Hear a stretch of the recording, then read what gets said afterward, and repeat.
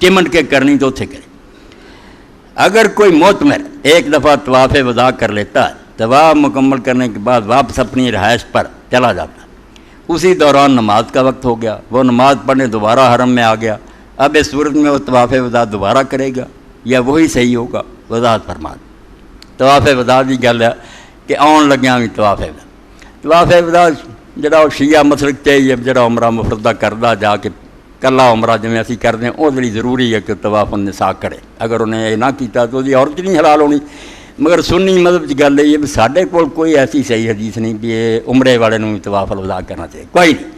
ہاں جڑی ایک روایت سی انہوں لوگوں نے آپ ہی آخیا بھی شاد روایت ہے، اور جتھے لکھی ابو ذر سی کتے بھی نہیں لفظ حج کا ہی ذکر ہے، مگر بہرحال چلو ڈر کوئی نہیں کر لو بھی روڑے کی پنا طواف ہی ہے نا ایک نیک تے ایدا کوئی نہیں کر لیا تو مڑ کے نماز پڑھنی پڑی کوئی نہیں، بے شک وہ 10 گھنٹے ہو جانا تو 20 باری جا کے نماز پڑھ لے وہ بیاہ نہیں ہوتا، باسی نہیں ہوتا نہ وہ کوئی لکھتا طواف ادا ٹھیک ہے، ایک طواف ہی کرنا سی نا، اس تو کوئی حرج نہیں، بعد جی پڑھتا رہے دوبارہ کرنے کی لوڑ نہیں۔